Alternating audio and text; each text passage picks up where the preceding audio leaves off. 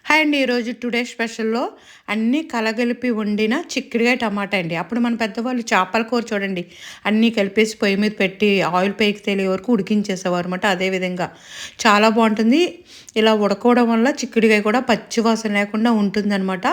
పావు కేజీ చిక్కుడుగాయలండి. ఈనెలు తీసుకొని శుభ్రంగా వాష్ చేసుకున్న పావు కేజీ చిక్కుడుగాయలు. నేను పావు కేజీ చిక్కుడుగాయలకి 4 టమాటాలు, పెద్ద సైజు టమాటాలు 4 టమాటా ముక్కలు వేశాను. పసుపు, కారం కూడా ఎక్కువే యేసుకుంటే బావుంటుంది. ఒక పెద్ద సైజు ఉల్లిపాయలు 2 ఉల్లిపాయ ముక్కలు, పచ్చిమిరపకాయ ముక్కలు వేశాను.